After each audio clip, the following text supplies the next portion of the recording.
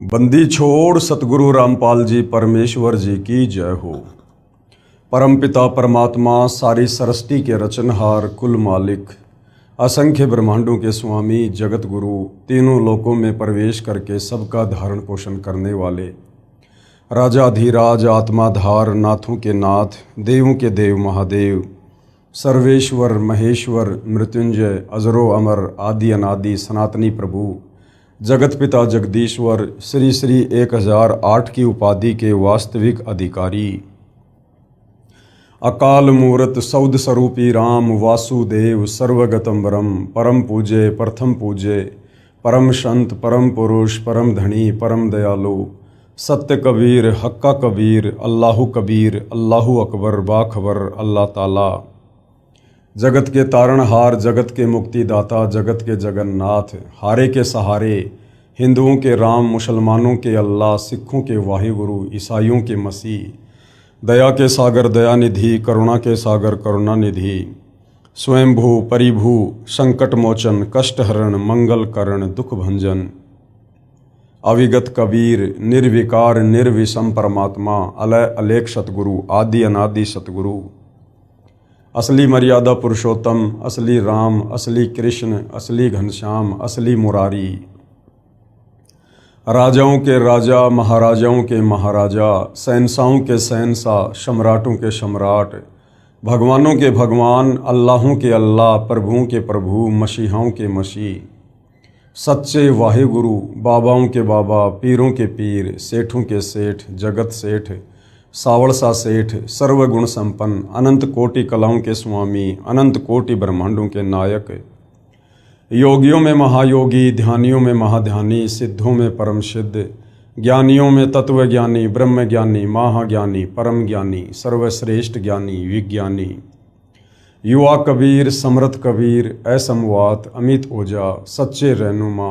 करीम अल्लाह सुभान अल्लाह दुनिया के अंतिम पैगंबर 8 सितंबर 1951 से गांव धनाना जिला सोनीपत हरियाणा भारतवर्ष की पावन भूमि पे प्रकट रियल कल्कि भगवान श्री नारायण साकार हरि श्री बाबा साहिब नूर अनंत परमात्मा सच्चे दरवेश सच्चे बाखबर संत शिरोमणि सतगुरु रामपाल जी परमेश्वर जी के चरण कमल में आप और हम सभी भाई बहनों का अनंत कोटि दंडवत प्रणाम।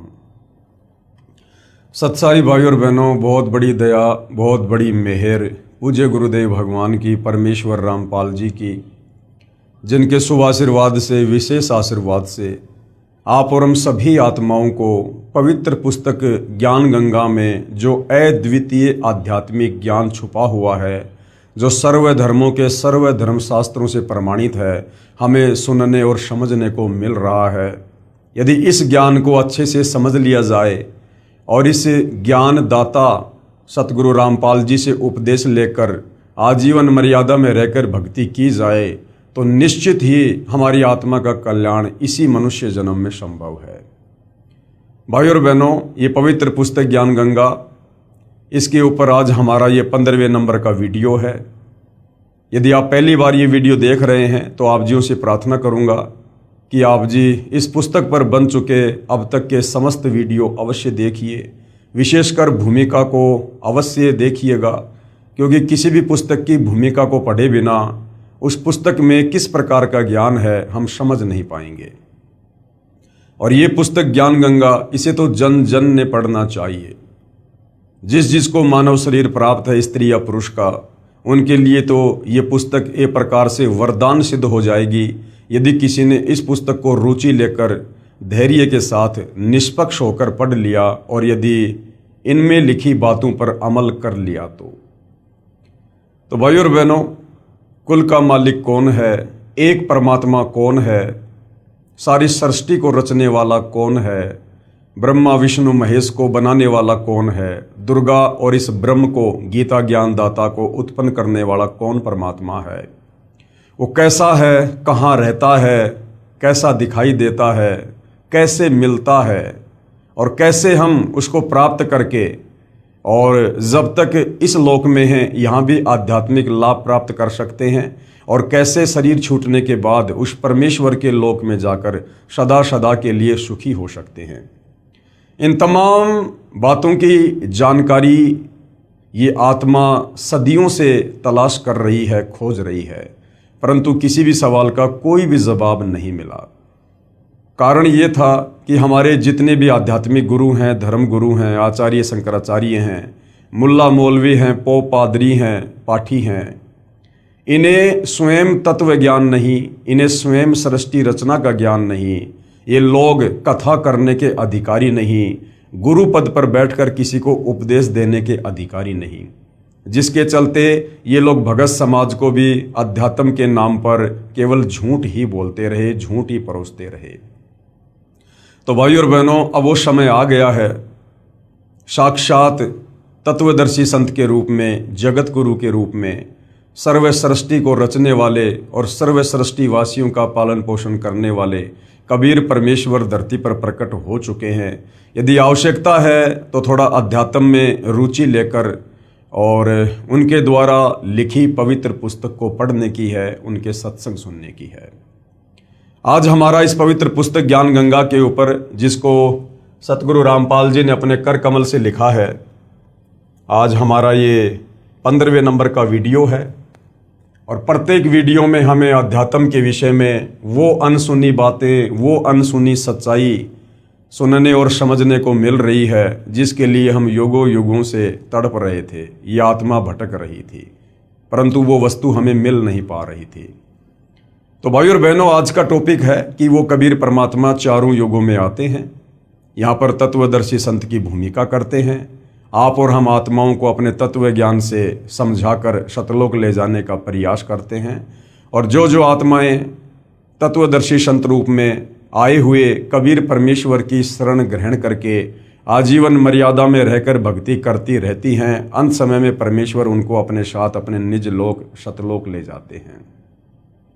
तो सतयुग में कबीर परमेश्वर जी सत सुकृत ऋषि के नाम से प्रकट हुए और किस प्रकार से उन्होंने मनु जैसे विद्वानों को भी, जो लोक वेद के आधार से विद्वान सिद्ध थे, कबीर परमेश्वर जी ने उनको भी वेदों का वास्तविक ज्ञान समझाने का प्रयास किया, सृष्टि रचना से परिचित करवाने का प्रयास किया। लेकिन मान बढ़ाई और अहंकार के चलते मनु जी ने कबीर परमेश्वर, जो सत सुकृत ऋषि के नाम से सतयुग में प्रकट थे, उनकी बातों पर गौर नहीं किया और परमेश्वर का नाम वामदेव रख दिया। क्योंकि परमेश्वर जो सतज्ञान यहाँ बता रहे थे वो यहाँ के चारों वेदों में नहीं है, 21 ब्रह्मांड की सृष्टि में किसी को भी पूरी जानकारी नहीं है, इसलिए उस ज्ञान को पहले कभी नहीं सुना था, इसलिए वो ज्ञान अटपटा लगा और परमेश्वर का नाम वामदेव रख दिया, यानी उल्टा ज्ञान प्रचार करने वाला। लेकिन भाई और बहनों, हम सब उस परमेश्वर की आत्मा है, चाहे ब्रह्मा विष्णु महेश हो, चाहे मनु जी हो, चाहे कोई भी धर्मगुरु हो, चाहे आम इंसान हो, या चाहे लख 84 योनियों में अपना कर्म भोग रहे जीव जंतु पशु पक्षी हों।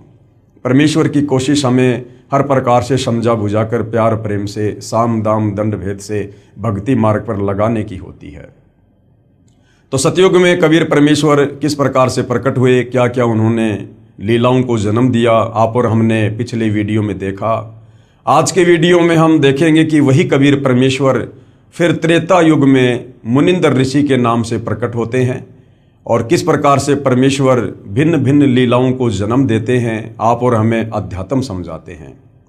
उससे पहले भाई और बहनों, हमें सृष्टि रचना का ज्ञान होना बहुत जरूरी है, क्योंकि सृष्टि रचना को समझे बिना हम किसी भी धर्म के किसी भी पवित्र सदग्रंथ को नहीं समझ सकते हैं। क्योंकि सृष्टि रचना भक्ति मार्ग में मास्टर की का काम करती है। जिस प्रकार एक मास्टर चाबी होती है, वो किसी भी प्रकार के ताले को खोल देती है, उसी प्रकार अध्यात्म की जो मास्टर की है वो सृष्टि रचना है कि परमेश्वर कौन है, कैसा है, कहाँ रहता है, कैसे उन्होंने सर्व ब्रह्मांडों की उत्पत्ति की, कैसे सूर्य चांद सितारे ग्रह नक्षत्र बनाए, कैसे ब्रह्मा विष्णु महेश की उत्पत्ति हुई, दुर्गा कौन है, दुर्गा का पति कौन है, ब्रह्मा विष्णु महेश के माता पिता कौन हैं, ये काल कौन है जिसको गीता में ब्रह्म कहा गया है, ये निराकार बनकर क्यों रहता है जबकि ये आकार में है, साकार है, मनुष्य दृश्य है, ये सबके सामने क्यों नहीं आता है। इन तमाम प्रकार के सवालों के जवाब, फिर आप और हम क्यों जन्म रहे हैं, क्यों मर रहे हैं, क्यों गधे कुत्ते सुअर बन रहे हैं, क्यों हमारी आंखों के सामने परिवार का परिवार तबाह हो जाता है। कोई नहीं चाहता कि मैं मरूं, मैं बूढ़ा हूं, लेकिन फिर भी हम मरते हैं, वृद्ध होते हैं, सारे कष्ट भोगते हैं। तो इन तमाम प्रकार के सवालों के जवाब आपको सृष्टि रचना समझने के बाद ही मिल सकते हैं, क्योंकि इन तमाम सवालों के जवाब हमारे धर्मशास्त्रों में हैं। चाहे आप मुस्लिम धर्म से हैं, हिंदू धर्म से हैं, सिख या ईसाई धर्म से हैं, उन धर्मों की पवित्र पुस्तकों में, ग्रंथों में इन तमाम सवालों के जवाब छुपे हुए हैं। लेकिन उनको समझने के लिए आपने पहले सृष्टि रचना को समझना पड़ेगा। तो भाइयों और बहनों, सतगुरु रामपाल जी ने अपने सत्संगों में बारंबार हमें सृष्टि रचना सुनाई है। इस पवित्र पुस्तक ज्ञान गंगा में भी उन्होंने सृष्टि रचना का समावेश किया है। सर्व धर्मों के धर्मशास्त्रों से फिर उस सृष्टि रचना को उन्होंने प्रमाणित किया है, जो बिल्कुल सत्य कथा है, नारायण कथा है, अमर कथा है। और इस सृष्टि रचना पर जब तक हमें विश्वास नहीं होगा, तब तक हम भक्ति मार्ग में आगे नहीं बढ़ सकते, हम अध्यात्म में सफल नहीं हो सकते। तो सृष्टि रचना को लेकर पूज्य गुरुदेव भगवान ने बताया कि सर्वप्रथम एक अनामी लोक था। उस अनामी लोक में कबीर परमात्मा स्वयं ही विराजमान थे। उस समय तक उन्होंने कोई भी आत्मा उत्पन्न नहीं की थी। उस परमेश्वर के और भी उपमात्मक नाम थे, सत्य पुरुष, शब्द स्वरूपी राम, अकाल मूरत, परम अक्षर ब्रह्म आदि आदि। उसके बाद कबीर परमेश्वर जी ने नीचे के 3 और अविनाशी लोक रचने का ख्याल किया, विचार किया, और अनामी लोक में बैठकर उस अनामी परमेश्वर ने, क्योंकि अनामी लोक में रहने के कारण कबीर परमेश्वर को अनामी पुरुष भी कहा जाता है, तो कबीर परमेश्वर जी ने अनामी लोक में बैठकर नीचे के 3 और अविनाशी लोकों की रचना की। सबसे पहले अगम लोक की रचना की, उसके बाद अलख लोक की रचना की, और फिर तीसरे नंबर पर सतलोक की रचना की। उसके बाद इन तीनों लोकों में वही कबीर परमेश्वर अपने रूप को रूपांतरण करते हुए सिंहासन पर विराजमान होते हैं। अगम लोक में विराजमान होने के कारण उस कबीर परमेश्वर को अगम पुरुष भी कहा जाता है। फिर अलख लोक में विराजमान होने के कारण उस कबीर परमेश्वर को अलख पुरुष कहा जाता है, और सतलोक में सिंहासन पर विराजमान होने के कारण उसी कबीर परमेश्वर को सत्य पुरुष की संज्ञा भी दी जाती है। उसके बाद कबीर परमेश्वर जी ने तीनों लोकों की रचना करके सर्वप्रथम सबसे नीचे के लोक सतलोक में सृष्टि को रचने की योजना बनाई। सर्वप्रथम कबीर परमेश्वर जी ने अपने एक वचन से 16 द्वीपों की रचना की। उसके बाद 16 शब्द उच्चारण किए और 16 पुत्रों की उत्पत्ति की, और अपने प्रत्येक पुत्र को एक एक द्वीप में रहने का आदेश दिया। उसके बाद कबीर परमेश्वर ने सतलोक में मानसरोवर की रचना की और भी काफ़ी रचनाएं की। उसके बाद कबीर परमेश्वर जी ने अपने 12वें नंबर के पुत्र अचिंत से कहा कि बेटा, मैं आपको वचन शक्ति देता हूँ, शब्द शक्ति देता हूँ, आप सतलोक में कुछ रचना करो। अचिंत ने कबीर परमेश्वर से शब्द शक्ति प्राप्त करके एक अक्षर पुरुष की उत्पत्ति की सृष्टि रचना में सहयोग देने के लिए। अक्षर पुरुष सतलोक में बने मानसरोवर में जाकर सो गया, क्योंकि वहाँ पर श्वासों से शरीर नहीं चलता है, वहाँ पर नूरी शरीर है, एक तत्व का शरीर है।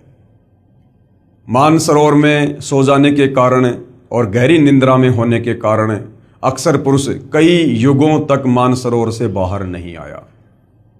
अचिंत ने कबीर परमेश्वर से प्रार्थना की कि हे परमेश्वर, सृष्टि की रचना नहीं हो पा रही है, क्योंकि अक्षर पुरुष मानसरोवर में जाकर सो गया है और मैं उसे नहीं जगा पा रहा। तब कबीर परमेश्वर ने कहा कि बेटा, तुम सृष्टि रचना करने में सक्षम भी नहीं हो, समर्थ का काम उसी को साजे और करे तुम मूर्ख बाजे। तुम्हें एक छोटा सा ट्रेलर दिखाया गया था ताकि आगे चलकर मेरे द्वारा की जाने वाली किसी भी रचना में तुम किसी भी प्रकार से बाधक ना बनो, तुम्हें अपनी औकात का पता रहे। उसी समय कबीर परमेश्वर ने उस मानसरोवर के जल को अपने हाथ में लिया, अपनी वचन शक्ति से एक अंडा बनाया, उस अंडे में अपनी वचन शक्ति से एक आत्मा प्रवेश की और अक्षर पुरुष को जगाने के लिए अंडा मानसरोवर में छोड़ दिया। अंडा मानसरोवर में नीचे चला गया। अंडे की गड़गड़ाहट की आवाज़ से अक्षर पुरुष की निंद्रा भंग हुई।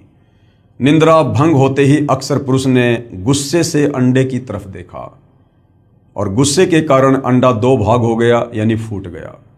उसमें से एक आत्मा निकली जिसको ज्योति निरंजन का नाम दिया गया, क्योंकि जिस समय अंडे से वो आत्मा निकली थी उसमें तेज था, उसमें नूर था।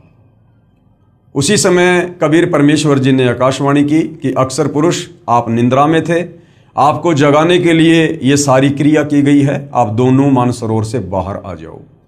उसी समय दोनों आत्मा ज्योति निरंजन और अक्सर पुरुष मानसरोवर से बाहर आ जाते हैं और कबीर परमेश्वर ने कहा कि आप दोनों आत्मा, आप अचिंत के द्वीप में उसके साथ रहो। परमेश्वर की आज्ञा प्राप्त करके ज्योति निरंजन और अक्सर पुरुष दोनों अपने बड़े भाई अचिंत के द्वीप में उसके साथ रहने लगे। उसके बाद कबीर परमेश्वर जी ने सतलोक में और बहुत सारी अनंत आत्माओं की अपने वचन से उत्पत्ति की और बहुत सारी रचना की। काफी समय बीत जाने के बाद ज्योति निरंजन के मन में एक खरपतवार उत्पन्न हुई कि हमारे बाकी 15 भाई एक एक द्वीप में अलग अलग रह रहे हैं और हम तीनों एक ही द्वीप में रह रहे हैं, क्यों ना परमेश्वर से अलग से राज्य प्राप्त किया जाए। उसके लिए इस ज्योति निरंजन ने सतलोक में एक पैर पर खड़ा होकर तप करना शुरू कर दिया। कबीर परमेश्वर ने पूछा कि भाई ज्योति निरंजन, आप ये तप क्यों कर रहे हो, हठ क्यों कर रहे हो? ज्योति निरंजन ने कहा कि पिताजी, मुझे कुछ अलग से राज्य दीजिए, मेरे लिए वो जगह थोड़ी है। और जिस समय भाई और बहनों ये ज्योति निरंजन सतलोक में एक पैर पर खड़ा होकर तप कर रहा था, उस समय आज आप और हम जितनी भी आत्माएं इस मृत लोक में, इस 21 ब्रह्मांड में, ब्रह्मा विष्णु महेश से लेकर आप और हम जैसे आम इंसान, 184 योनियों के जलचर, थलचर, नभचर जितने भी प्राणी हैं, गंदी नाली के कीड़े से लेकर ब्रह्मा विष्णु महेश तक, जो आज हम यहाँ पर दुख भोग रहे हैं, नरक भोग रहे हैं, जन्म और मरण के रोग में हैं, 184 योनियों का कष्ट भोग रहे हैं, हम सभी आत्माएं उस समय तप कर रहे उस ज्योति निरंजन के ऊपर आसक्त हो गए।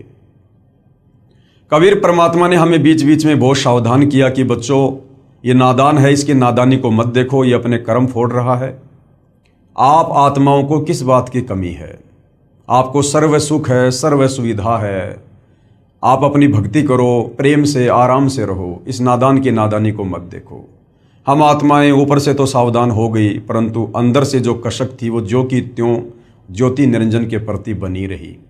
कबीर परमेश्वर ने देख लिया कि भाई बार बार समझाने के बावजूद भी ये अपनी हरकतों से बाज नहीं आ रहे हैं, ये पतिव्रता पद से नीचे गिर चुके हैं, इनकी आस्था अपने परमेश्वर से हटकर और एक अपने जैसे 2 कोटि के जीव के ऊपर अधिक होती जा रही है।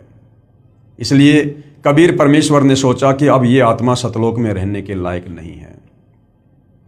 उधर से जब सत्तरयुग ज्योति निरंजन ने तप पूरा कर लिया तो कबीर परमेश्वर ने कहा, भाई आपको क्या चाहिए? ज्योति निरंजन ने कहा, पिताजी मुझे अलग से राज्य दे दीजिए। कबीर परमेश्वर ने उसके 70 युग के तप के बदले उसे सतलोक में 21 ब्रह्मांड दे दिए, जैसे कोई सेठ साहूकार पिता अपने बच्चे को 21 प्लाट दे देता है। उन 21 ब्रह्मांडों को प्राप्त करके ज्योति निरंजन फूला नहीं समाया और अपने उन ब्रह्मांडों में सैर करने लगा, घूमने फिरने लगा। काफ़ी समय बाद उसके मन में आया कि खाली प्लाटों का क्या करूँगा, इसमें कुछ रचना भी होनी चाहिए। उस रचना की सामग्री को प्राप्त करने के लिए ज्योति निरंजन ने सतलोक में फिर से एक पैर पर खड़ा होकर तप करना शुरू कर दिया। जब 70 युग बीत गए तब कबीर परमेश्वर ने पूछा कि भाई अब आपको क्या चाहिए? जो आपने मांगा था मैंने आपको दिया। ज्योति निरंजन ने कहा कि पिताजी मुझे कुछ रचना रचने की सामग्री दे दीजिए ताकि मैं कुछ कंस्ट्रक्शन अपने ब्रह्मांडों में कर सकूं। उस समय ये 5 तत्व और 3 गुण ये कबीर परमेश्वर के सबसे बड़े पुत्र कूरम के मुकुट में सूक्ष्म रूप में बीज रूप में थे। कबीर परमेश्वर जी ने ज्योति निरंजन से कहा कि आप अपने बड़े भाई कूरम के पास जाओ, बड़े ही प्यार से, बड़े ही अदब से आप उससे ये सामग्री मांगना, मेरा नाम लेकर, मेरा आदेश बताकर वो तुझे प्रदान कर देगा। ज्योति निरंजन अपने बड़े भाई कूरम के पास जाता है रचना सामग्री प्राप्त करने के लिए। कूरम उस समय समाधि में था, ध्यान में था, भक्ति में लीन था। वहाँ जाकर ज्योति निरंजन ने आवाज़ दी कि भैया मुझे पिताजी ने भेजा है तुम्हारे पास में सृष्टि को रचने की सामग्री है वो मुझे चाहिए। लेकिन कूरम ध्यान में था, उसकी बात को नहीं सुन पाया। उधर से ज्योति निरंजन ने अपना धैर्य खो दिया और कूरम को जगाने के लिए उसके मुकुट को हिलाया। जैसे ही कूरम के मुकुट को हिलाया, उसमें से 3 गुण निकले, रजगुण, सतगुण और तमगुण। इन तीनों को प्राप्त करके ज्योति निरंजन बड़ा प्रसन्न हुआ और सोचा इसके मुकुट में तो और भी बहुत कुछ होगा। फिर से उसके मुकुट को हिलाया तो उसमें से 5 तत्व निकले, पृथ्वी, अग्नि, जल, वायु, आकाश। ये बीज रूप में थे, सूक्ष्म रूप में थे।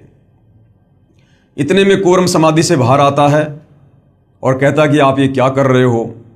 ज्योति निरंजन ने कहा कि मुझे पिताजी ने आज्ञा दी है और मुझे ये रचना सामग्री प्राप्त करनी थी।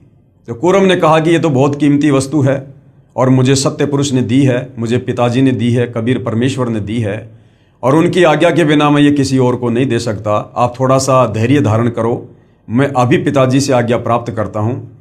लेकिन काल ने एक नहीं सुनी और उसी समय वहाँ से वो निकल लिया। कूरम थोड़ा नाराज हुआ और परमेश्वर जी को सारी बात ध्यान के माध्यम से बताई। उसी समय कबीर परमेश्वर जी ने कहा कि बेटा, छोटे गलती किया करते हैं, बड़े माफ़ किया करते हैं। वो नादान है और उसके लोक में कभी भी शांति नहीं रहेगी। घर घर में लड़ाई झगड़ा, मन मुटाव, छल कपट इसी प्रकार से रहेगा। कूरम शांत हो गया। ज्योति निरंजन सारी रचना की सामग्री को प्राप्त करके अपने 21 ब्रह्मांडों में आता है और काफ़ी कुछ रचना करता है।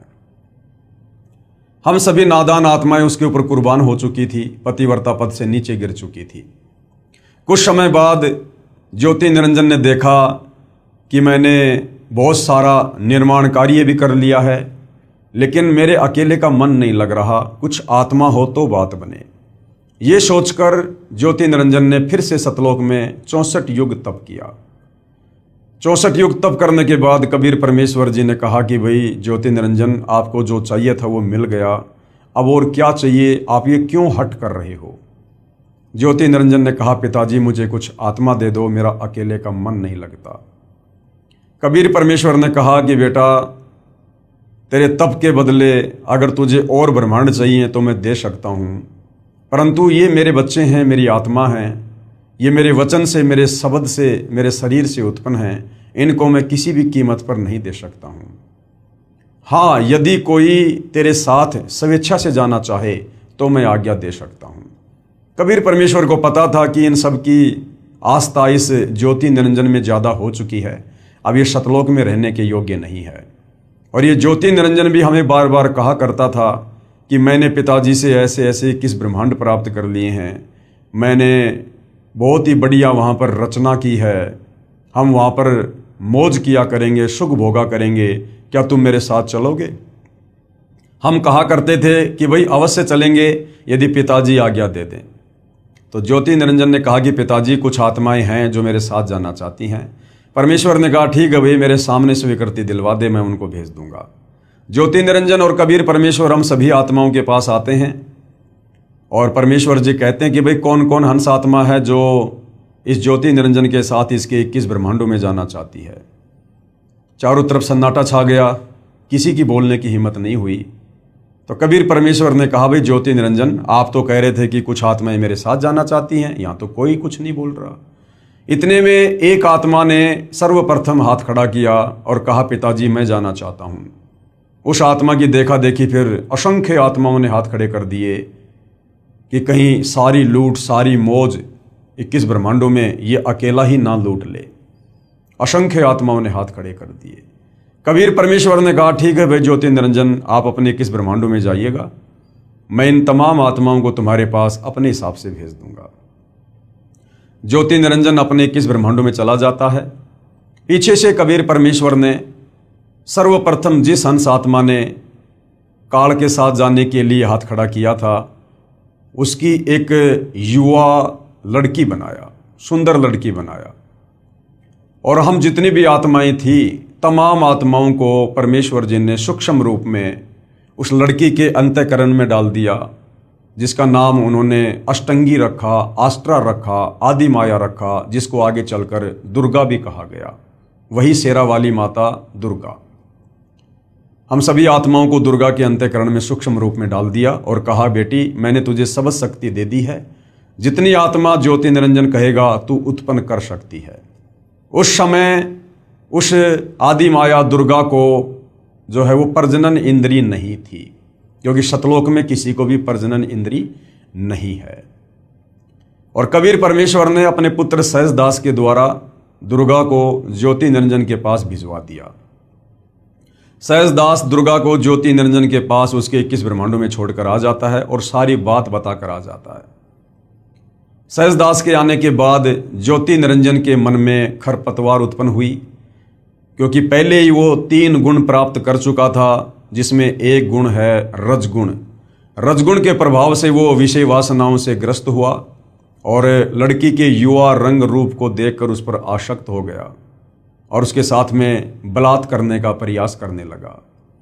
दुर्गा ने कहा कि भाई आप ऐसा जुल्म ना करो, आप मेरे बड़े भाई हो, आपको परमेश्वर ने पहले अंडे से उत्पन्न किया है, बाद में हमें अपने वचन से किया है, आप मेरे बड़े भाई हो, भाई बहन का ये दुष्कर्म बहुत बड़ा पाप होगा। मेरे पास में सबद शक्ति है, आप जितनी आत्मा चाहोगे मैं उत्पन्न कर दूंगी। परंतु विषय वासनाओं से बहुत अधिक प्रभावित होकर इस ज्योति निरंजन ने दुर्गा की एक भी बात नहीं सुनी और अपने नाखूनों से जबरदस्ती अपनी सिद्धि से दुर्गा को स्त्री इंद्री लगाने का प्रयास किया। दुर्गा ने सूक्ष्म रूप बनाया और इस ज्योति निरंजन के मुख के माध्यम से उसके पेट में जाकर शरण ली और वहां से फिर कबीर परमेश्वर को याद किया कि हे पिताजी मेरी रक्षा करो।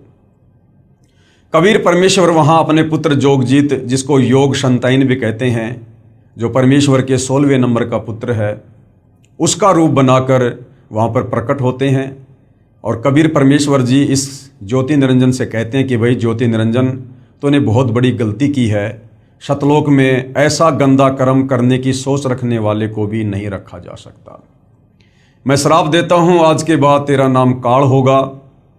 इतना कहते ही उसका पूरा शरीर काला हो गया, उसके लंबे लंबे दांत, ओछा माथा, विकराल चेहरा, और कहा कि आज के बाद तू 1 लाख मानव शरीरधारी आत्माओं के सूक्ष्म शरीर से निकली वासना को, गंध को, मैल को खाया करेगा। ये मैं तुझे श्राप देता हूं और इसी समय मेरे आदेश से तू अपने 21 ब्रह्मांडों को लेकर सतलोक से दूर चला जा।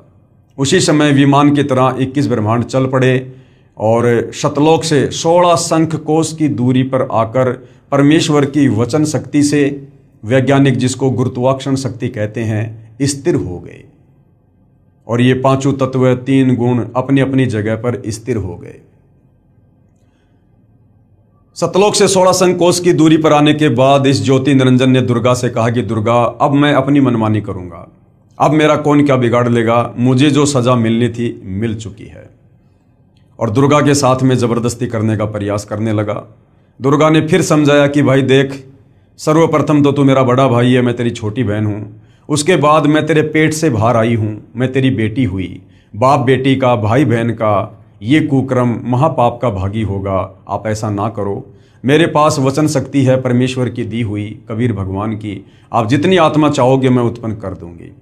परंतु रजोगुण के प्रभाव से प्रभावित होने के चलते इसने दुर्गा की एक नहीं सुनी और इसने दुर्गा के साथ में शादी की, पति पत्नी व्यवहार किया और इसने 3 पुत्रों की उत्पत्ति की। सबसे बड़े का नाम ब्रह्मा रखा, उससे छोटे का विष्णु, तीसरे नंबर वाले का शंकर, और तीनों को एक एक गुण से युक्त कर दिया। और इसने अपने इन 21 ब्रह्मांडों को 4 महाब्रह्मांडों में सेट कर दिया। एक महाब्रह्मांड में इसने 5 ब्रह्मांडों को सेट किया और एक महाब्रह्मांड के बराबर एक ब्रह्मांड में ये स्वयं ऊपर रहता है, जिसको ब्रह्मलोक कहते हैं, जहाँ पर इसने तपतशिला बना रखी है, जहाँ ये प्रतिदिन 1 लाख मानव शरीरधारी आत्मा, स्त्री या पुरुष जो मरते हैं, उनके सूक्ष्म शरीर से निकली वासना को वहाँ पर भून भून के खाता है। और उसके बाद तीनों पुत्रों को इस काल ने अचेत कर दिया। एक पुत्र को इसने, जो सबसे बड़ा है ब्रह्मा, उसको कमल के फूल के ऊपर अचेत करके लेटा दिया। दूसरे वाले पुत्र विष्णु को शेषनाग की सैया के ऊपर अचेत करके लेटा दिया। तीसरे नंबर के पुत्र शिव जी को, शंकर को इसने कैलाश पर्वत पर अचेत करके बैठा दिया और दुर्गा से कहा कि दुर्गा, तुम इनकी अचेत अवस्था में तुम इनकी परवरिश करो और मेरे आदेश से तुम इनको चेतना में लाना। उसके बाद इस काल ने दुर्गा से कहा कि दुर्गा, 3 पुत्रों की उत्पत्ति हो चुकी है, तीनों पुत्र एक एक गुण युक्त हो चुके हैं। अब तुम इन तीनों पुत्रों के माध्यम से आगे सृष्टि की रचना करो, मेरे भोजन की व्यवस्था करो, जीवों की उत्पत्ति करो। और काल ने कहा कि आज के बाद मैं किसी को भी दर्शन नहीं दूंगा। दुर्गा ने कहा, क्या तुम अपने तीनों पुत्रों को भी दर्शन नहीं दोगे? तो ब्रह्म, गीता जी में जिसको ब्रह्म कहा गया है, ये ज्योति निरंजन काल, इसको क्षर पुरुष भी कहते हैं। क्षर का मतलब होता है नाशवान, जिसका जन्म और मरण हो। तो इस ब्रह्म अर्थात काल ने कहा कि मैं अपने तीनों पुत्रों को भी दर्शन नहीं दूंगा, ये मेरी मजबूरी है। यदि मैंने इनको दर्शन दे दिए तो ये मेरे वास्तविक रूप से परिचित हो जाएंगे और फिर ये सवाल करेंगे कि आपका इतना भूंडा चेहरा कैसे है। और सच पता चलने पर कि मुझे रोजाना 1 लाख मानव शरीरधारी आत्माओं को खाना पड़ता है, तो ये कभी भी मेरे लिए संतान उत्पत्ति नहीं करेंगे, जीवों की उत्पत्ति नहीं करेंगे, इस पाप में भागी नहीं बनेंगे। तो ये अपने पुत्रों को भी दर्शन नहीं देता है। और इसने दुर्गा से कहा कि दुर्गा, अब तुम तीनों पुत्रों को सचेत करो। दुर्गा ने तीनों पुत्रों को सचेत किया और तीनों को आपस में इकट्ठा किया और काल के आदेश से दुर्गा तीनों पुत्रों को समुद्र मंथन पर लेकर गई।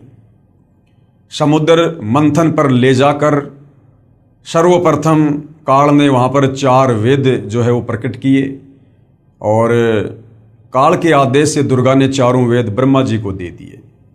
ब्रह्मा जी ने जब वेदों को पढ़ा तो पता चला कि कोई और है, कोई ब्रह्म है, वो सहशरीर है, तेजोमय शरीर है।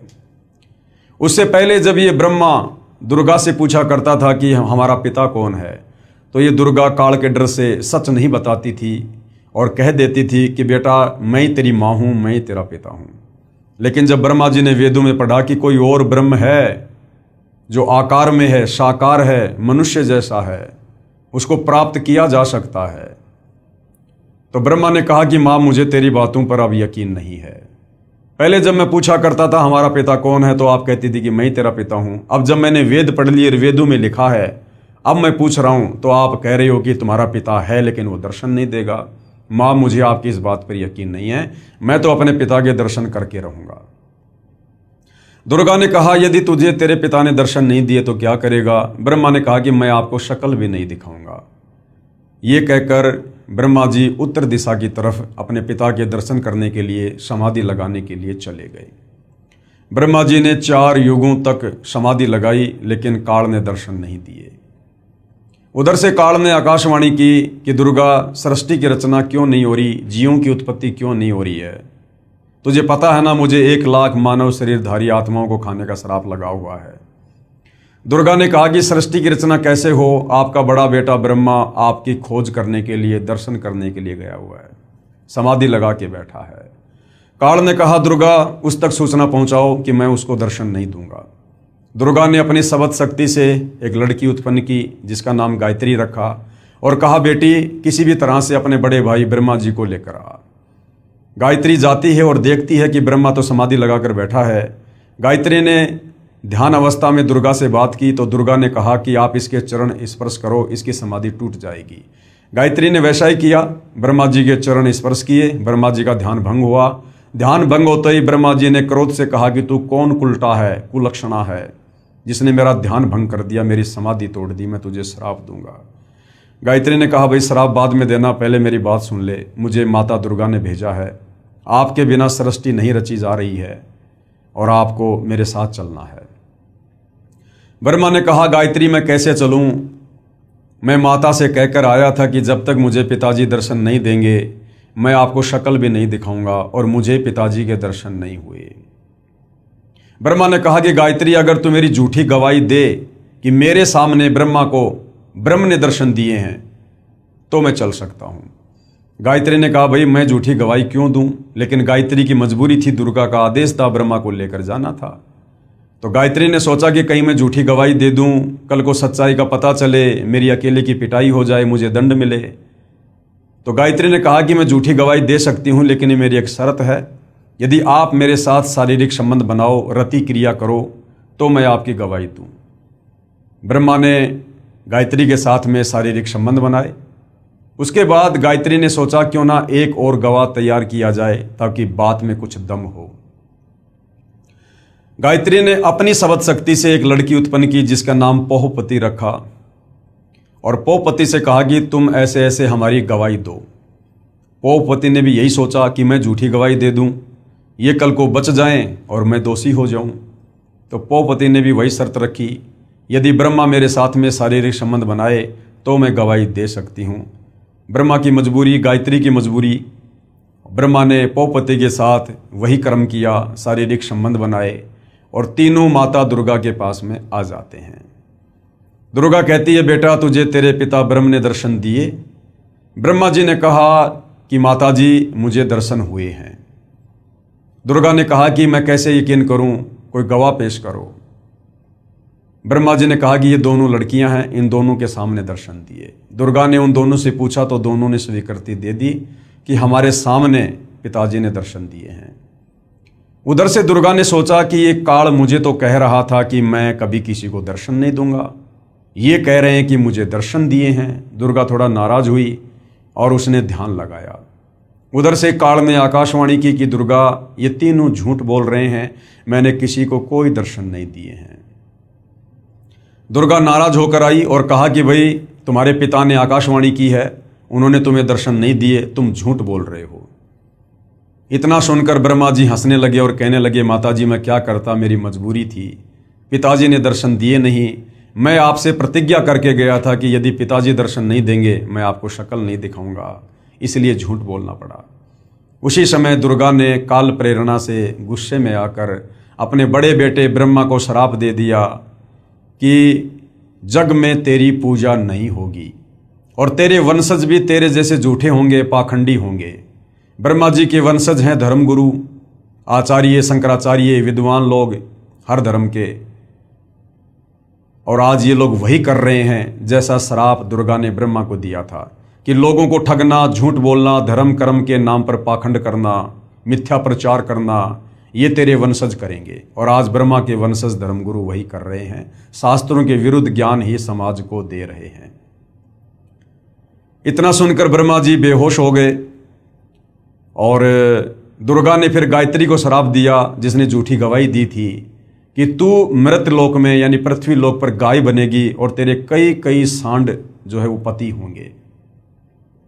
उसके बाद पोहपति को श्राप दिया कि तू मृत लोक में पृथ्वी लोक पर गंदगी में पैदा होने वाला पौधा बनेगी, तेरा नाम केवड़ा केतकी होगा और तेरे फूल किसी भी पूजा आदि में शुभ कार्यों में काम नहीं आएंगे।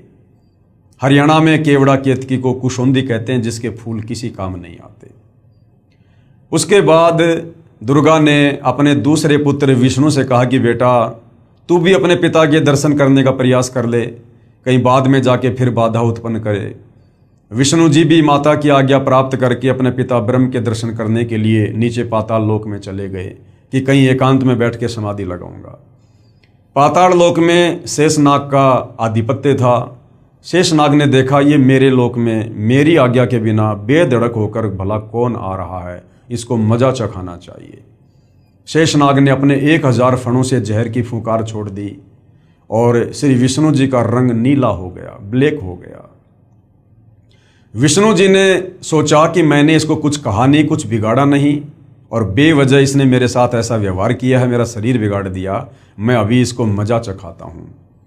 जैसे ही विष्णु आगे बढ़े उधर से काल ने आकाशवाणी की कि बेटा विष्णु अभी तू इसको कुछ मत बोल, इसका बदला मैं तुझे द्वापर युग में दूंगा, जब तू श्री कृष्ण रूप में जाएगा अवतार धारण करके। उस समय ये कालीदय में कालिया नाम का नाग होगा कालिंद्री में, उस समय तू अपना बदला लेना और अपनी माँ को जाके सच सच बता दे, अगर तूने झूठ बोला तो तेरी हाल भी वही होगा जो ब्रह्मा का हुआ। विष्णु वापस चला जाता है। अपनी माता के पूछने पर कि बेटा तुझे तेरे पिता ने दर्शन दिए, तो विष्णु जी ने सच सच कह दिया कि माता जी मुझे दर्शन नहीं हुए। दुर्गा बड़ी प्रसन्न हुई और विष्णु जी को आशीर्वाद दिया कि बेटा तू सत्यवादी होगा, जगत में तेरी पूजा होगी। उसके बाद दुर्गा अपने तीसरे नंबर के पुत्र शिव जी के पास जाती है और कहती है कि बेटा तू भी अपने पिता के दर्शन करके देख ले, तेरे दोनों भाइयों को तो तेरे पिता ने दर्शन दिए नहीं। इस मामले में शंकर जी बड़े होशियार निकले। शंकर जी ने कहा कि माता जी, जब मेरे दोनों बड़े भाइयों को पिता ने दर्शन नहीं दिए तो मेरा तो दर्शन के लिए प्रयास करना ही व्यर्थ है।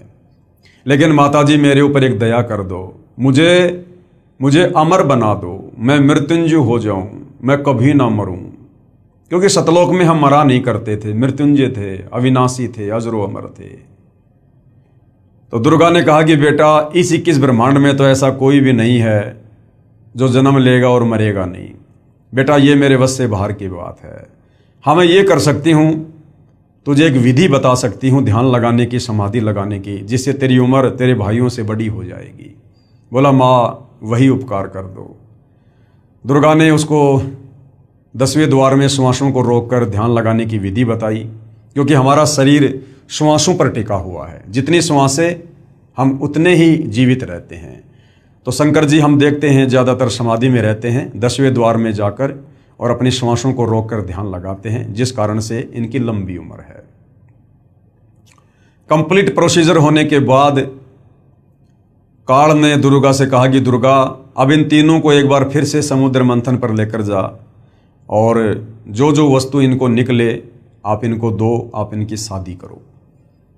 दुर्गा अपने तीनों पुत्रों को लेकर समुद्र मंथन पर जाती है। समुद्र मंथन होता है और वहाँ पर दुर्गा स्वयं जल के अंदर छुप जाती है और अपने 3 रूप धारण करती है। समुद्र मंथन होने के बाद में दुर्गा पूछती है कि बच्चों पहले क्या वस्तु निकली? तो ब्रह्मा जी ने कहा कि ये 3 लड़कियां निकली हैं। सबसे पहले ये वाली लड़की निकली है। दुर्गा ने उसका नाम सावित्री रखा और कहा कि आज से ब्रह्मा ये तेरी पत्नी होगी और तुम अपने लोक में जाकर और खुशी खुशी रहो। दूसरे नंबर पर जो लड़की निकली उसका नाम सावित्री रखा और विष्णु जी से शादी कर दी और विष्णु लोक में भेज दिया।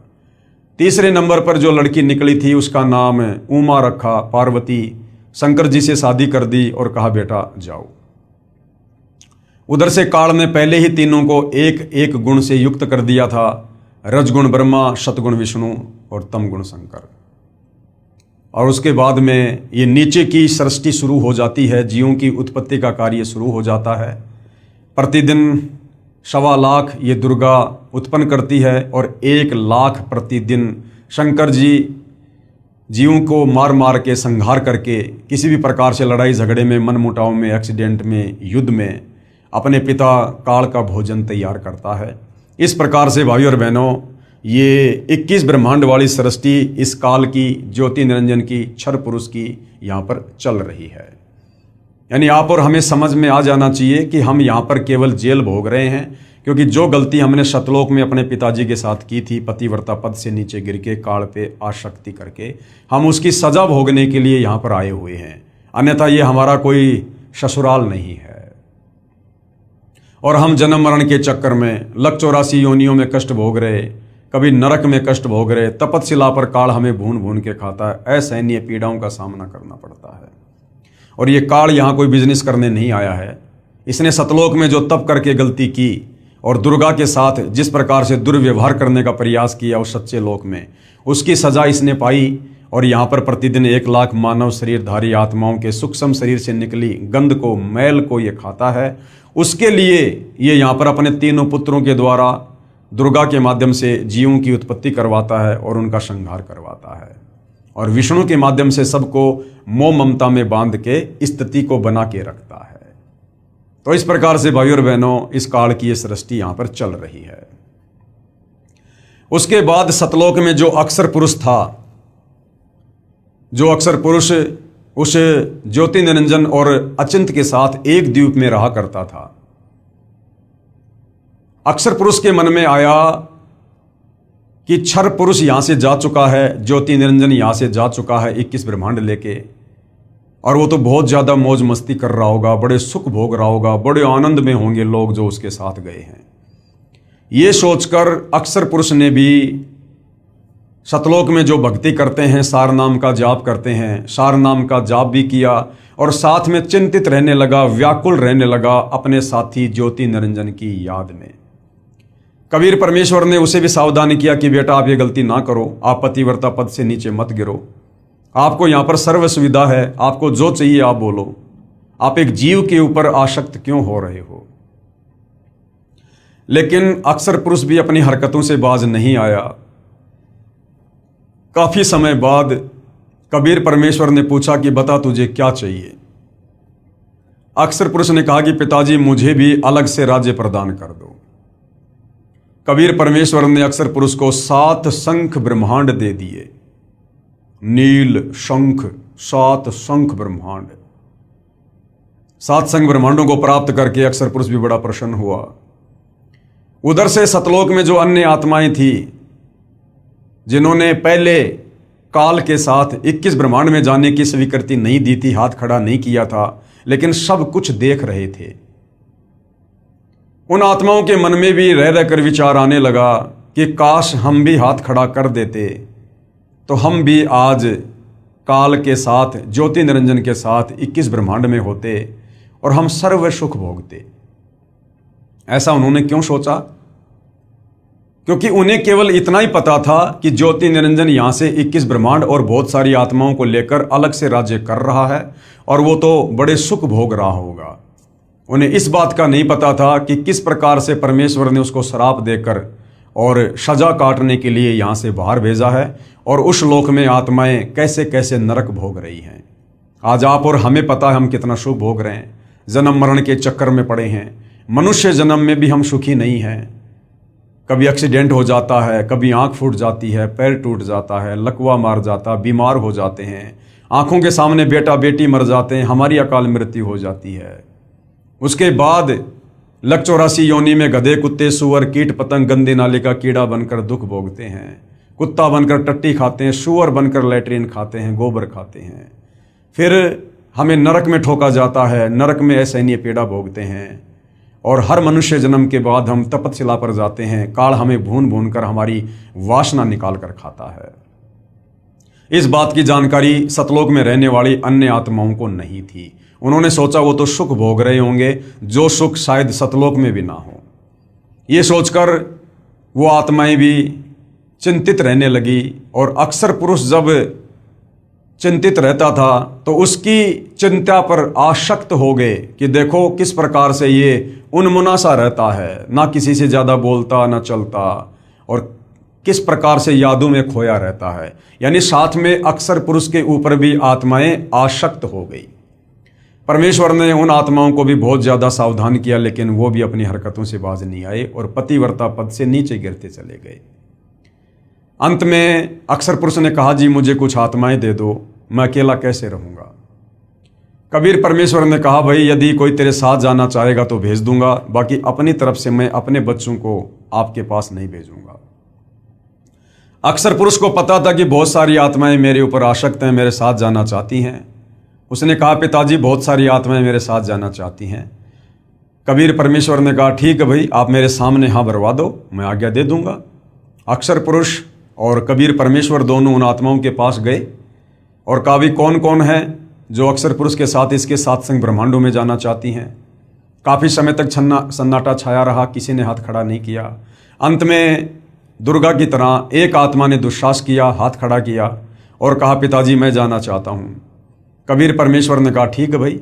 बाकी देखम देखा अनंत आत्माओं ने भी हाथ खड़े कर दिए कि कहीं हम तो पहले ही रह गए थे, हमने पिछली बार भी हाथ खड़ा नहीं किया था, अब की बार रह गए तो कहीं मामला न बिगड़ जाए। अनंत आत्माओं ने हाथ खड़ा कर दिया। कबीर परमेश्वर जी ने अक्सर पुरुष से कहा कि भाई अक्सर पुरुष आप अपने 7 संग ब्रह्मांडों में जाओ, मैं अपने हिसाब से इन आत्माओं को भेजूंगा। कबीर परमेश्वर ने ठीक उसी प्रकार सबसे पहले हाथ खड़ा करने वाले हंस को एक युवा लड़की बनाया, सुंदर लड़की बनाया और अन्य सभी आत्माओं को सूक्ष्म रूप में उसके अंतःकरण में फीड कर दिया। उस लड़की का नाम ईश्वरी माया रखा और उसे 7 संग ब्रह्मांडों में भिजवा दिया और कहा कि बेटी मैंने तुझे वचन शक्ति दे दी है, जितनी आत्मा वो चाहे तू उत्पन्न कर देना।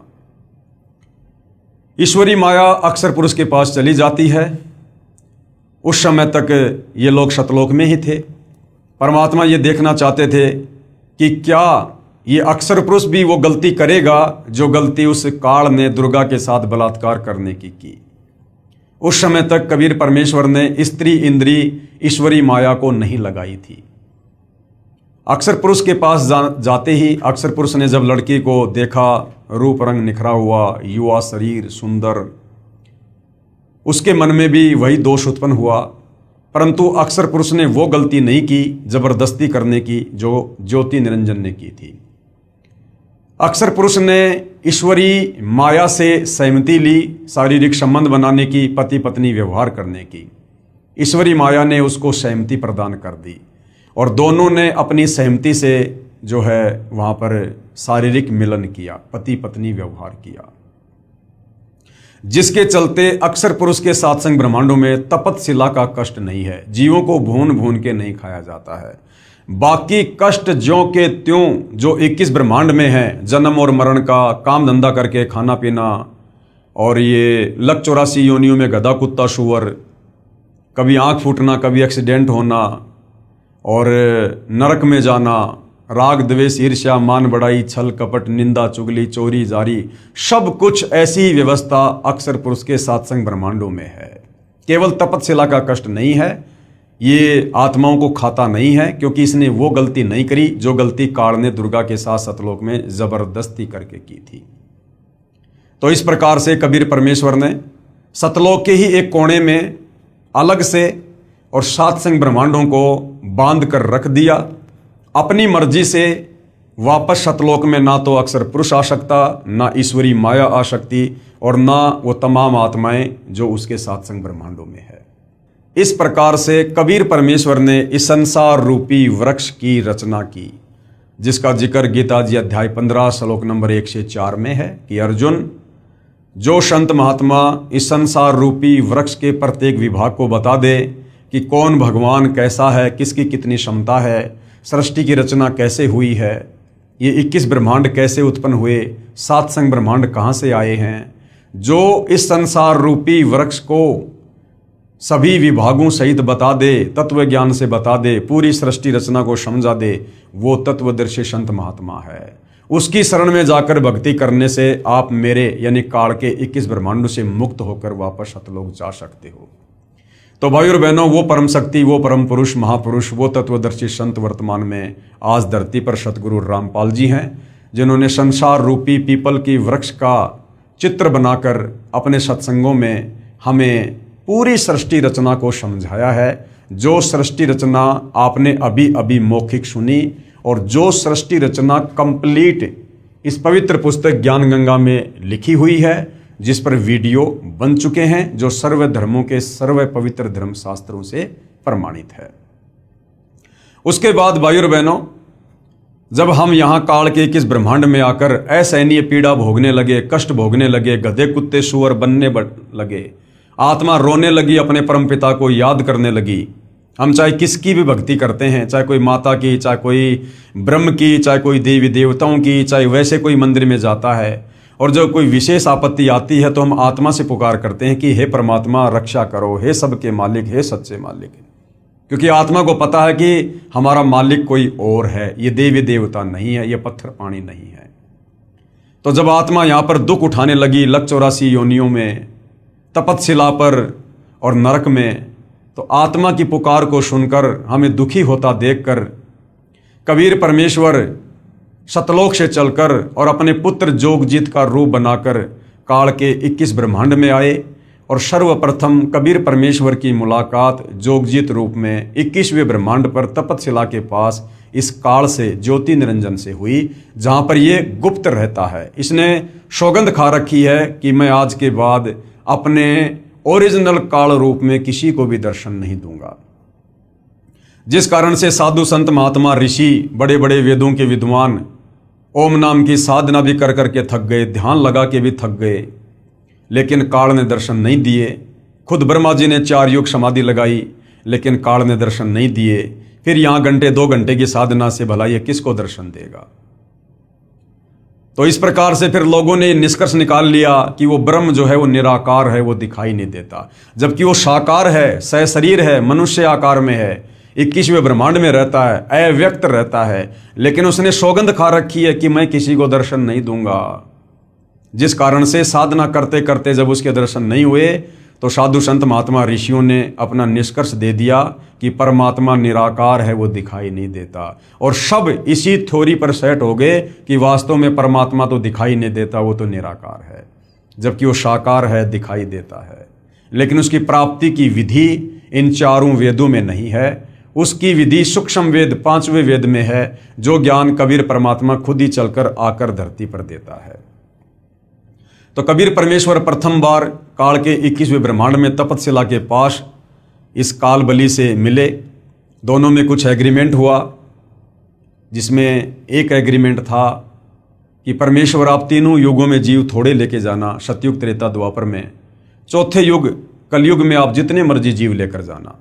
काल ने सोचा था कि अभी 3 युगों में तो इनके पास खूब भक्ति है और चौथे युग में ये कंडम हो जाएंगे, और मैं इनको चौथे युग में तरह तरह की पूजाओं पर लगा दूंगा, शास्त्रों के विरुद्ध ज्ञान से ओतप्रोत कर दूंगा, और अपने काल दूतों के माध्यम से ऋषि मुनियों, साधु संतों, आचार्य शंकराचार्य, मुल्ला मौलवियों के माध्यम से शास्त्रों के विरुद्ध ज्ञान दे दे के पाखंड पूजा पर लगा दूंगा, पत्थरों की पूजा पर लगा दूंगा, मंदिर, मस्जिद, चर्च, गुरुद्वारों में भगवान बताकर वहां पर मत्था टिकवा दूंगा, तीर्थ धाम, पैदल यात्रा, कावड़ लाना, बद्रीनाथ, केदारनाथ, हर जगह इनको भटका दूंगा मैं।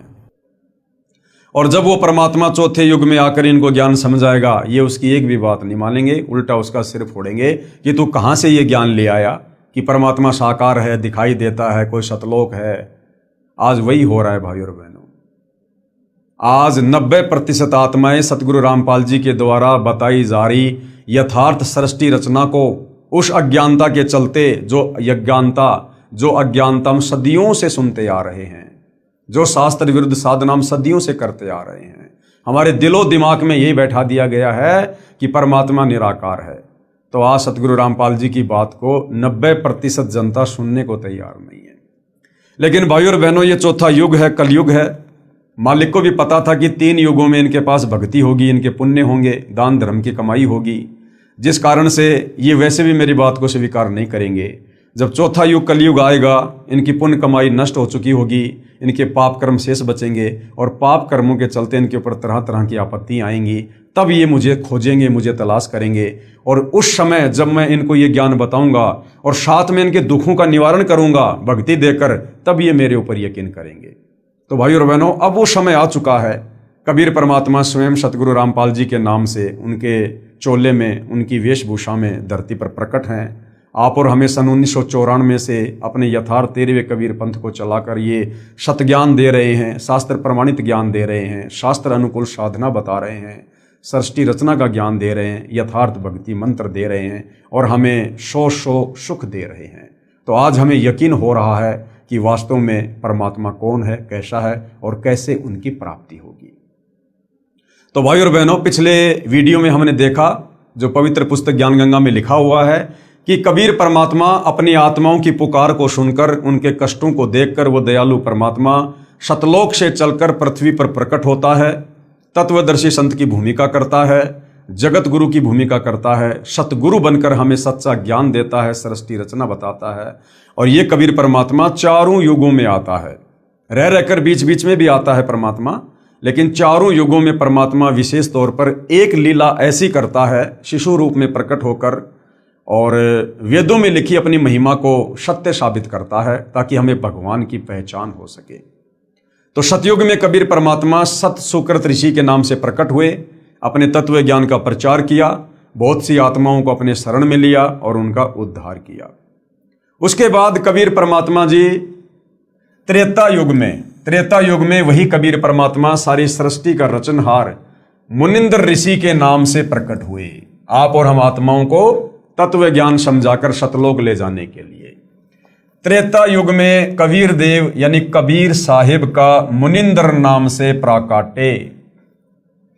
नल तथा नील को शरण में लेना, ये नल और नील जिनके विषय में हमने रामायण में काफी बार सुना है, पढ़ा है, लेकिन हमें नल और नील की वास्तविक कथा का ज्ञान नहीं था, ना हमारे धर्म गुरुओं ने हमें बताया।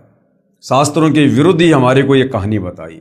वास्तव में नल और नील कौन थे और किस प्रकार से ये कबीर परमेश्वर जब मुनिंदर ऋषि के नाम से आए थे, उनकी शरण में आए, और ये कथा क्या है, ये अब हम सतगुरु रामपाल जी के जो है कर कमल से लिखित पवित्र पुस्तक ज्ञान गंगा से समझेंगे। तो त्रेता युग में कबीर परमेश्वर जी मुनिंद्र ऋषि के नाम से प्रकट हुए, बहुत सी आत्माओं को अपने शरण में लिया और क्या क्या लीलाएं परमपिता परमेश्वर ने की आप और हम आत्माओं को शरण में लेने के लिए। नल तथा नील को शरण में लेना। त्रेता युग में स्वयंभू का मतलब होता है स्वयं प्रकट होने वाला, क्योंकि कबीर परमात्मा कभी किसी माँ के गर्भ से जन्म लेकर नहीं आता। इन्होंने पूरी सृष्टि को उत्पन्न किया है, इनको उत्पन्न किसी ने नहीं किया। ये स्वयंभू हैं, स्वयं ही प्रकट होते हैं। त्रेता युग में स्वयंभू यानी स्वयं प्रकट होने वाला कबीर देव यानी कबीर परमेश्वर रूपांतरण करके यानी अपने उस तेज पुंज वाले तेजोमय शरीर को हल्का करके मुनिंद्र ऋषि के नाम से आए हुए थे। अनल अर्थात नल तथा अनील अर्थात नील, शॉर्टकट में इनको नल और नील कहते थे। दोनों आपस में मौसी के बेटे थे। माता पिता का देहांत हो चुका था। नल तथा नील दोनों शारीरिक व मानसिक रोग से अत्यधिक पीड़ित थे। सर्व ऋषियों व संतों से कष्ट निवारण की प्रार्थना कर चुके थे। सर्व संतों ने बताया था कि यह आपका प्रारब्ध यानी आपकी पूर्व जन्मों की जो किस्मत है, उस प्रारब्ध का पाप कर्म का दंड है, ये आपको भोगना ही पड़ेगा। अर्थात भक्ति करने से वो प्रारब्ध का कर्म दंड नहीं कटेगा। ये हमारे नादान धर्म गुरु हमें कहा करते थे और फिर कहते थे भक्ति करो। अरे भैया, जब भक्ति से प्रारब्ध का कर्म दंड नहीं कटेगा तो फिर भक्ति करके समय भी क्यों बर्बाद करें। तो ये अज्ञानी थे भाई और बहनों, इनको शास्त्रों का ज्ञान नहीं था, परमात्मा के विधान का ज्ञान नहीं था। और कहते थे कि नल और नील इसका कोई समाधान नहीं है, ये कष्ट आपने भोगना ही पड़ेगा। दोनों दोस्त जीवन से निराश होकर मृत्यु का इंतजार कर रहे थे। एक दिन दोनों को मुनिंद्र नाम से प्रकट पूर्ण परमात्मा का सत्संग सुनने का अवसर प्राप्त हुआ। सत्संग के उपरांत जो ही दोनों ने परमेश्वर कबीर देव अर्थात कबीर साहिब उर्फ मुनिंद्र ऋषि जी के चरण छुए तथा परमेश्वर मुनिंद्र जी ने सिर पर हाथ रखा तो दोनों का असाध्य रोग छू मंतर हो गया। कबीर परमेश्वर जो मुनिंद्र नाम से आए हुए थे, शीश पर हाथ रखने मात्र से नल और नील का वो असाध्य रोग समाप्त हो गया। अर्थात दोनों नल तथा नील स्वस्थ हो गए। इस अद्भुत चमत्कार को देखकर प्रभु के चरणों में गिरकर घंटों रोते रहे तथा कहा, आज हमें प्रभु मिल गया जिसकी तलाश थी। तथा उससे प्रभावित होकर उनसे नाम दीक्षा ले लिया तथा मुनिंद्र साहिब जी के साथ ही सेवा में रहने लगे। पहले संतों का समागम यानी सत्संग पानी की व्यवस्था देखकर नदी के किनारे पर होता था। नल और नील दोनों बहुत परमात्मा प्रेमी तथा भोली आत्माएं थी। परमात्मा में श्रद्धा बहुत थी, सेवा बहुत किया करते थे। समागमों में रोगी व वृद्ध व विकलांग भक्तजन आते तो उनके कपड़े धोते तथा बर्तन साफ करते, उनके लोटे और गिलास मांझ दिया करते थे। परंतु थे भोले से दिमाग के, कपड़े धोने लग जाते थे तो सत्संग में जो प्रभु की कथा सुनी होती उसकी चर्चा करने लग जाते। वे दोनों प्रभु चर्चा में बहुत मस्त हो जाते और वस्तुएं दरिया के जल में डूब जाती। उनको पता भी नहीं चलता, किसी की 4 वस्तु लेकर जाते तो 2 वस्तु वापस ला कर देते। भगत जन कहते कि भाई आप सेवा तो बहुत करते हो परंतु हमारा तो बहुत काम बिगाड़ देते हो, ये खोई हुई वस्तुएं हम कहां से लेकर आए, आप हमारी सेवा ही करनी छोड़ दो, हम अपनी सेवा आप ही कर लेंगे। फिर नल तथा नील रोने लग जाते थे कि हमारी सेवा ना छीनो, अब की बार नहीं खोएंगे, परंतु फिर वही काम करते। फिर प्रभु की चर्चा में लग जाते और वस्तुएं यानी जो कपड़े थे बर्तन थे वो दरिया के जल में डूब जाती। भगत जनों ने ऋषि मुनिंद्र जी से प्रार्थना की कि कृपया आप नल तथा नील को समझाओ, ये ना तो मानते हैं और ना मना करते हैं। हम मना करते हैं तो रोने लग जाते हैं, हमारी तो आधी भी वस्तुएं वापस नहीं लाते। ये नदी किनारे सत्संग में सुनी भगवान की चर्चा में मस्त हो जाते हैं और वस्तुएं डूब जाती हैं। मुनिंद्र साहिब ने 1-2 बार तो उन्हें समझाया वे रोने लग जाते थे कि साहिब हमारी ये सेवा ना छीनो। सतगुरु मुनिंदर साहिब ने कहा, बेटा नल तथा नील खूब सेवा करो, आज के बाद आपके हाथ से। क्या कहा मुनिंदर रूप में कबीर परमात्मा जी ने, ध्यान से सुनना भाई और बहनों। हमने जो उल्टी सीधी ये कथाएं सुनी हुई हैं, अब हमें वो वास्तविक कथा सुनने का सौभाग्य मिल रहा है। क्या कहा कबीर परमात्मा ने नल और नील को, ये आज के बाद आपके हाथ से कोई भी वस्तु, चाहे पत्थर या लोहा भी क्यों ना हो, जल में नहीं डूबेगी। मुनिंदर साहिब ने उनको ये आशीर्वाद दे दिया कि चाहे लोहे की वस्तु हो, चाहे पत्थरी क्यों ना हो, तुम्हारे हाथ से जो जल में छोड़ा जाएगा, कोई भी वस्तु जल में नहीं डूबेगी, वो वहीं तैरती रहेगी। अब गुरुदेव भगवान कह रहे हैं कि आपने रामायण सुनी है। एक समय की बात है कि सीता जी को रावण उठाकर ले गया। भगवान राम को पता भी नहीं कि सीता जी को कौन उठा ले गया। श्री रामचंद्र जी इधर उधर खोज करते, हनुमान जी ने खोज करके बताया कि सीता माता लंकापति रावण यानी राक्षस की कैद में है। पता लगने के बाद भगवान राम ने रावण के पास शांति दूत भेजे तथा प्रार्थना की कि सीता लौटा दे, परंतु रावण नहीं माना। युद्ध की तैयारी हुई। तब समस्या ये आई कि समुद्र से सेना कैसे पार करें। भगवान श्री रामचंद्र जी ने 3 दिन तक घुटनों पानी में खड़ा होकर हाथ जोड़कर समुद्र से प्रार्थना की कि रास्ता दे दो, परंतु समुद्र टस से मस नहीं हुआ। जब समुद्र नहीं माना, तब श्री राम ने उसे अग्नि बाण से जलाना चाहा। भयभीत समुद्र एक ब्राह्मण का रूप बनाकर सामने आया और कहा कि भगवान, सबकी अपनी अपनी मर्यादाएं हैं, मुझे जलाओ मत, मेरे अंदर ना जाने कितने जीव जंतु बसे हैं। अगर आप मुझे जला भी दोगे तो भी आप मुझे पार नहीं कर सकते, क्योंकि यहां पर बहुत गहरा गड्ढा बन जाएगा जिसको आप कभी भी पार नहीं कर पाओगे। समुद्र ने कहा, भगवान ऐसा काम करो कि सर्प भी मर जाए और लाठी भी ना टूटे, मेरी मर्यादा भी रह जाए और आपका पुल भी बन जाए। तब भगवान श्री राम ने समुद्र से पूछा कि वह क्या विधि है, कि भाई समुद्र देवता क्या विधि है बता। तो ब्राह्मण रूप में खड़े समुद्र ने कहा कि आपकी सेना में नल और नील नाम के 2 सैनिक हैं।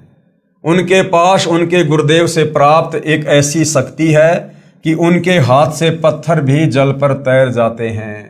हर वस्तु चाहे वह लोहे की हो तैर जाती है। श्री रामचंद्र ने नल तथा नील को बुलाया और उनसे पूछा कि क्या आपके पास कोई ऐसी शक्ति है। नल तथा नील ने कहा, हाँ जी, हमारे हाथ से पत्थर भी जल में नहीं डूबेंगे। श्री राम ने कहा कि परीक्षण करवाओ, यानी उसकी मुझे छोटी सी परीक्षा दो। उन नादानों ने, नल और नील ने सोचा कि आज सबके सामने तुम्हारी बहुत महिमा होगी। नल और नील में अहंकार छा गया कि समुद्र पर पुल बनाने में रामचंद्र भी फेल हो गया, लक्ष्मण भी फेल हो गया, जामवत, अंगत, हनुमान, सुग्रीव, और आज हमारी महिमा बन जाएगी। तो उन नादानों ने अपने गुरुदेव भगवान को याद नहीं किया, अपने गुरुदेव को छुपा दिया ताकि किसी को पता ना चले। छुपाने का मतलब उन्होंने उस समय अपने गुरुदेव से कोई याचना नहीं की, दंडवत प्रणाम करके आज्ञा प्राप्त नहीं की कि हे गुरुदेव, हम तो तुच्छ प्राणी हैं, ये तो आपके द्वारा दी गई शक्ति है, आपका आशीर्वाद है गुरुदेव, आप दया करना, इसका पुलिया बन जाए।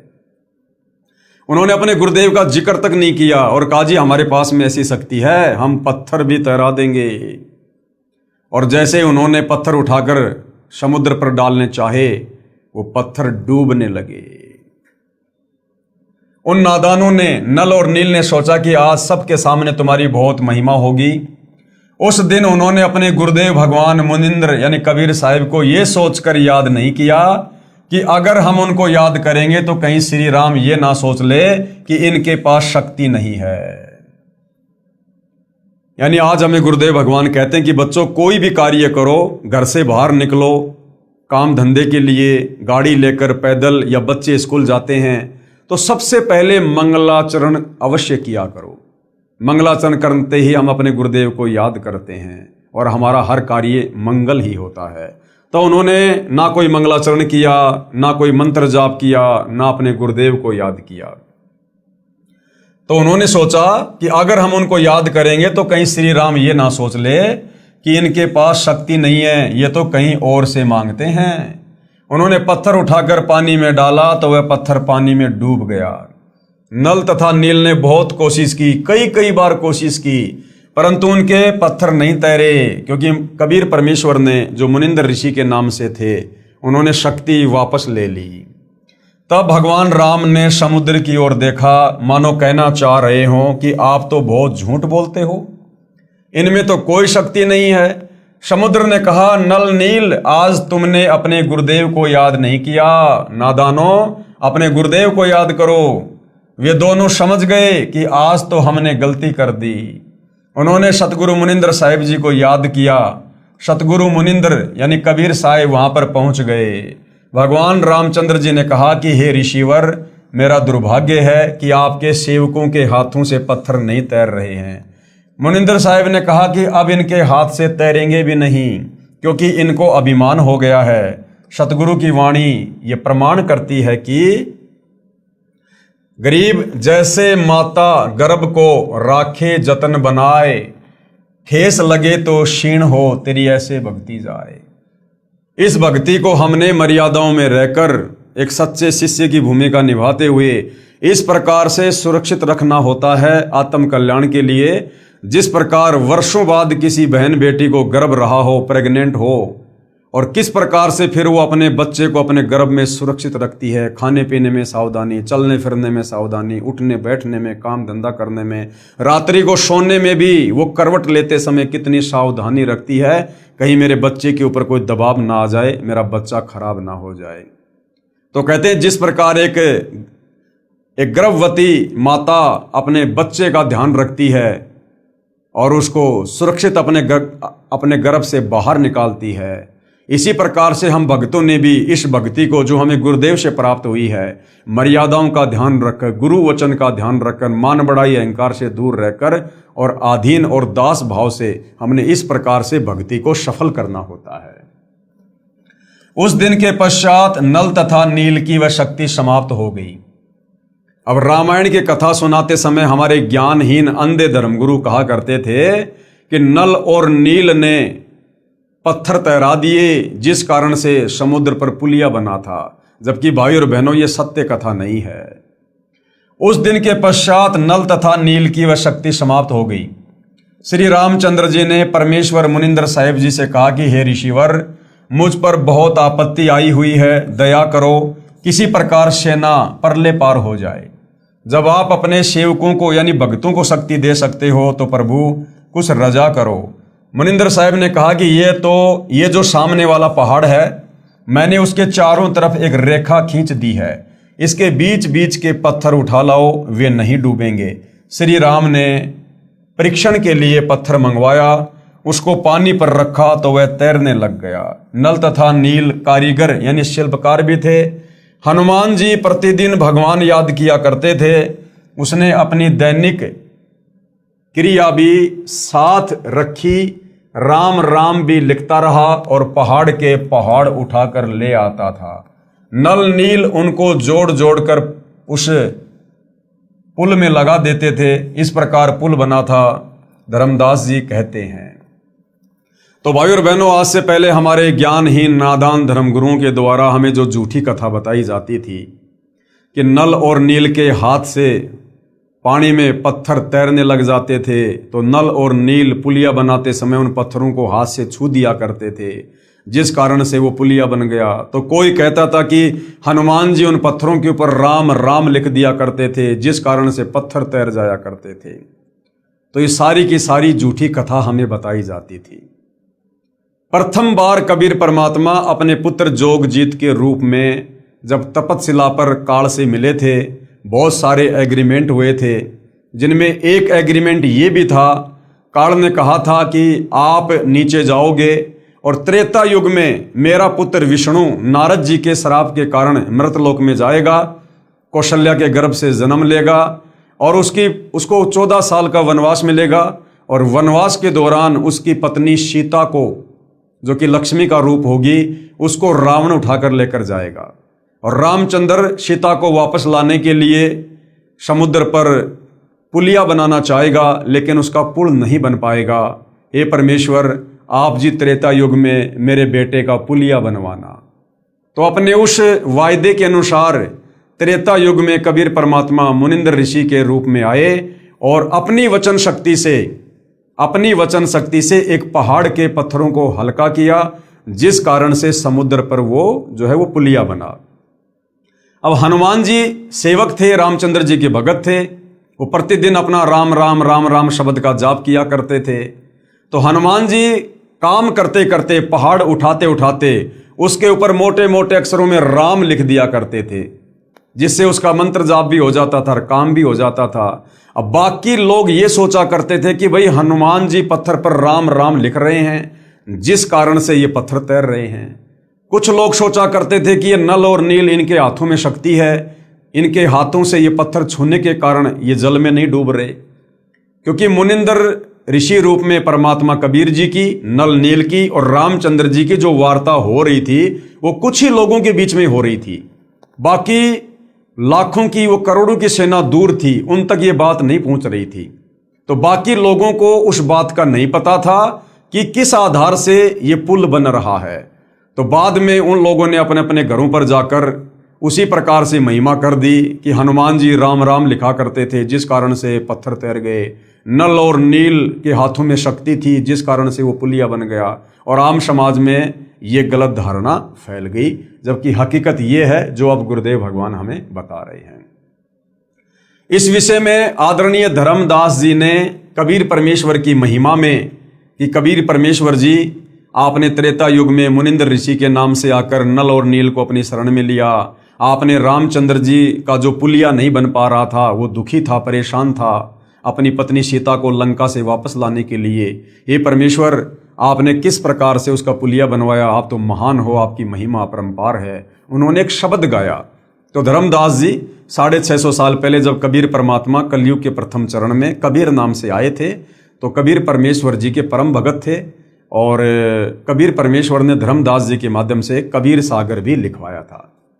तो धर्मदास जी अपने परमात्मा कबीर जी की महिमा में क्या कह रहे हैं? रहे नल नील यतन कर हार, तब सतगुरु से करी पुकार। रहे नल नील यतन कर हार, तब सतगुरु से करी पुकार। जब नल और नील 2-4 बार पानी में पत्थर डालकर फैल हो गए, फिर अंत में उन्होंने अपने गुरुदेव से प्रार्थना की, माफी मांगी, तब वहां मुनिंद्र रूप में कबीर परमात्मा जी वो प्रकट हुए। रहे नल नील यतन कर हार, तब सतगुरु से करी पुकार। जा सत रेखा लिखी अपार, सिंधु पर शिला तिराने वाले। धन धन सतगुरु सत कबीर, भगत की पीर मिटाने वाले। उसके बाद कबीर परमात्मा ने जो रेखा खींची थी उस पहाड़ के चारों तरफ और पत्थरों को हल्का किया था, उसके कारण सिंधु यानी समुद्र पर वो शिला यानी वो पत्थर तैरे और वो पुलिया बना। इस प्रकार कबीर परमात्मा जी को धर्मदास महिमा दे रहे हैं कि हे कबीर परमात्मा, आप जी धन्य हैं और आप अपने भक्तों की पीड़ा को देख नहीं सकते। कोई कहता था कि हनुमान जी ने पत्थर पर राम राम लिख दिया था, इसलिए पत्थर तैर गए। कोई कहता था कि नल नील ने पुल बनाया था। कोई कहता था कि श्री राम ने पुल बनाया था। परंतु ये सत्य कथा ऐसे है जैसे आपको ऊपर बताई गई है। आगे शत कबीर की साखी पेज नंबर 179 से 182 तक। पीव पिछाण का अंग। कबीर तीन देव को सब कोई ध्यावे, चौथे देव का मरम न पावे। कहते तीन देवताओं को सृष्टि रचना के ज्ञान के अभाव में, शास्त्र अनुकूल साधना के अभाव में तीन देवता ब्रह्मा विष्णु महेश को तो हर कोई ध्यान लगाता है, हर कोई पूजा करता है, लेकिन चौथे देव का मर्म न पावे। चौथा कौन? इनका पिता काल ब्रह्म, जो गुप्त रहता है। वेदों में, गीता में जिसको ब्रह्म कहा गया है, जिसने श्री कृष्ण जी के शरीर में प्रवेश करके गीता जी का ज्ञान बोला, कहते हो चौथे का तो कोई भेद भी नहीं जानता। तीन देव को सब कोई ध्यावे, चौथे देव का मर्म न पावे। चौथा छोड़ो, पांचवे को ध्यावे, कहे कबीर सो हम पर आवे। वो चौथे काल निरंजन को भी छोड़ दो, और जो पांचवे का ध्यान करेगा, पांचवा कौन? कबीर परमात्मा, परम अक्षर ब्रह्म, सारी सृष्टि का मालिक कबीर देव। कहते हैं जो उस काल को यानी चौथे को छोड़कर और पांचवे का ध्यान धरेगा, कबीर परमात्मा का, कहे कबीर सो हम पर आवे, यानी वो हमारे सतलोक में वापस आ सकता है। कबीर ओंकार निश्चय भैया ये करता मत जान। ओंकार यानी ये काल। गीता जी अध्याय 8 श्लोक नंबर 13 में ये गीता बोलने वाला काल ब्रह्म कह रहा है कि मेरा तो एक ओम नाम का मंत्र है। ओम इति एक अक्षरम ब्रह्म व्यवहारण माम अनुस्मरण ये परियाति तजन देहम सयाति परमाम गतम। कि अर्जुन, मेरी साधना का, मुझ ब्रह्म, मुझ काल की साधना का एक ओम मंत्र है जिसको ओंकार कहते हैं। तो कबीर परमात्मा कहते हैं इस ओंकार को, ओम कहो चाहे ब्रह्म कहो, इसको भगवान मत जानो, इसको कर्ता मत जान। साचा शब्द कबीर का पर्दे माही पहचान। सच्चा मंत्र तो कबीर परमेश्वर जी का है, जो तत्वदर्शी संत देता है। कहते हैं उसको पहचान ले, उसकी साधना कर, तब तेरा मोक्ष होगा।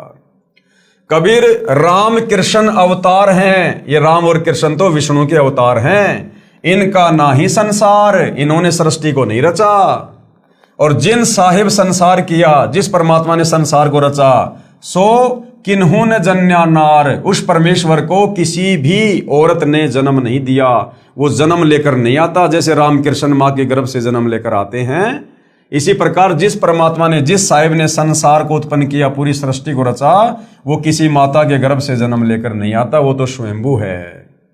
कबीर चार भुजा के भजन में भूल पड़े सब संत। चार भुजा के भगवान कौन है? ब्रह्मा विष्णु महेश, इनकी चार चार भुजा हैं।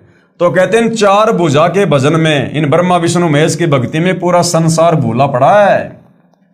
और कबीरा सुमरो तास को जाके भुजा अनंत। और कबीर परमेश्वर हमें भक्ति समझाने के लिए एक भगत बनकर कह रहे हैं कि मैं कबीर तो उस भगवान की भक्ति करता हूं जिसकी भुजा अनंत है, जो अनंत कोटि कलाओं का स्वामी है।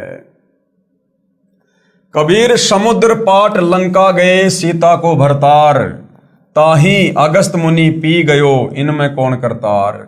नादानी के चलते, सत्य कथा का ज्ञान ना होने के चलते, सृष्टि रचना के अभाव में हमारे नादान धर्म गुरुओं ने हमें बताया कि श्री रामचंद्र जी भगवान हैं, करतार हैं, परमात्मा हैं। इन्होंने समुद्र पे पुलिया बना दिया। तो परमात्मा कहते हैं वैसे तो तुम्हारी बात सही नहीं है, हकीकत तो वो है जो अभी आपको बताई गई। मुनिंद्र नाम से कबीर परमात्मा त्रेता युग में आए थे और उनके आशीर्वाद से वो पुलिया बना था, पत्थर हल्के हुए थे। लेकिन चलो जैसा ये लोकवेद है, सुनी सुनाई बातें चल रही हैं कि रामचंद्र जी परमात्मा है, समुद्र पे पुलिया बना दिया, सेना को पार कर दिया। तो कबीर परमात्मा कहते कि नादानो, अगर तुम इसी छोटी सी बात को लेकर श्री रामचंद्र जी को भगवान मानकर बैठे हो कि उन्होंने समुद्र के ऊपर जो है वो पुलिया बना दिया, तो परमात्मा जी कहते हैं कि एक अगस्त नाम का ऋषि था, उसने तो एक घूंट में 7 समुद्रों का पानी पी लिया था सिद्धि से। तो बताओ फिर तुम्हारा राम बड़ा हुआ या फिर वो अगस्त ऋषि बड़ा हुआ? तो इन छोटी मोटी इन सिद्धियों से, खेल खिलौने से कोई भगवान साबित नहीं होता है। समुद्र पाट लंका गयो सीता को भरतार, ताही अगस्त मुनि पी गयो इनमें कौन करतार।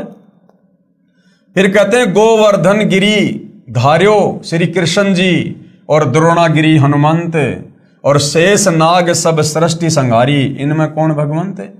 दूसरा, हम लोग अध्यात्म की जानकारी ना होने के चलते कहा करते थे कि श्री कृष्ण जी ने गोवर्धन पर्वत को अपनी उंगली पर धारण कर लिया, जिस कारण से हम उनको भगवान कहने लगे। और कहते थे कि हनुमान जी ने द्रोणागिरी पहाड़ को उठा लिया, संजीवनी बूटी सहित द्रोणागिरी पहाड़ को उठाकर लंका ले गए, इसलिए ये भगवान हैं।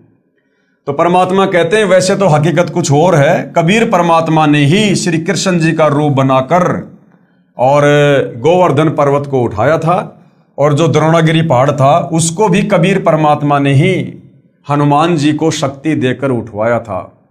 लेकिन ये भाई और बहनों, जब हमें सतगुरु रामपाल जी के सत्संग सुनेंगे, सृष्टि रचना को समझेंगे, तब हमें पता चलेगा कि कबीर परमात्मा के अलावा सारी सृष्टि में चाहे हनुमान हो, चाहे शनि देव हो, चाहे 33 करोड़ देव हो, चाहे ब्रह्मा विष्णु महेश हो, चाहे काल और दुर्गा है, ये सब जीव श्रेणी में है। जीव श्रेणी में ये कुछ नहीं कर सकते, करने करवाने वाला कबीर भगवान है।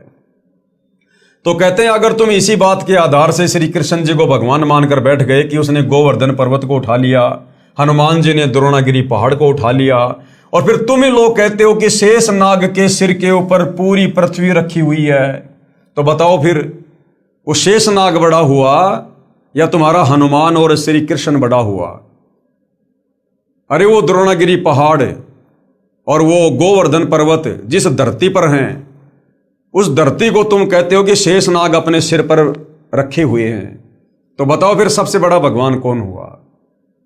तो कहने का मतलब है ये केवल दंत कथा है, आदि अधूरी ये कथा है। किसी शेष नाग के सर के ऊपर पृथ्वी नहीं टिकी हुई है। ये पृथ्वी परमपिता परमेश्वर के वचन से अपनी जगह पर स्थिर है, घूम रही है। जैसा भी है परमेश्वर के वचन से। हमने सृष्टि रचना में पढ़ लिया कि कबीर परमेश्वर जी ने इस काल को श्राप दिया था, जिस कारण से इसके 21 ब्रह्मांड सतलोक से विमान की तरह चल पड़े और सतलोक से 16 संकोश की दूरी पर आकर परमेश्वर के वचन से स्थिर हो गए। वैज्ञानिक जिसको गुरुत्वाकर्षण की शक्ति कहते हैं। फिर कहते हैं कबीर काटे बंधन विपत्ति में कठिन किया संग्राम, चीनो रे नर प्राणियां गरुड़ बड़ों के राम। फिर हमें क्या बताया जाता था कि श्री रामचंद्र जी इसलिए परमात्मा हैं कि इन्होंने लंकापति रावण को मार दिया और सीता जी को वापस लेकर आ गए। तो कबीर परमात्मा कहते हैं कि नादानो, जब श्री रामचंद्र और उसकी पूरी सेना हनुमान, सुग्रीव, जामवत, अंगद, लक्ष्मण, जब ये सारे वहां पर लंका में लड़ाई कर रहे थे रावण के साथ, तो रावण ने एक सिद्धि शक्ति से रामचंद्र जी और उसकी पूरी सेना को, हनुमान को, सबको नाग फांस में बांध दिया था। सर्पों ने लपेटा लगा लिया था, अनंत सर्प उत्पन्न हो गए और पूरी सेना को रामचंद्र जी सहित, जैसे ईख की पोली को बांध दिया करते हैं रस्सी से, ऐसे सर्पों ने लपेटे लगा लिए और फण सीधा करके यूं खड़े हैं कि बस अब डसेंगे। उस समय श्री रामचंद्र जी ने, जिनको तुम परमात्मा कहते हो, सर्वशक्तिमान कहते हो, जो एक सर्प से, एक सांप से अपना बंधन नहीं छुड़वा पाए, उन्होंने अपने वाहन श्री गरुड़ पक्षी जी का आह्वान किया, उनसे प्रार्थना की।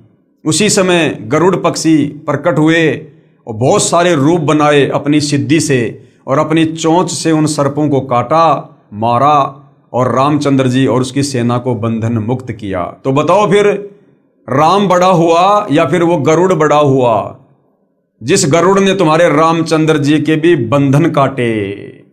काटे बंधन विपत्ति में कठिन किया संग्राम, चीनो रे नर प्राणियों गरुड़ बड़ो या राम।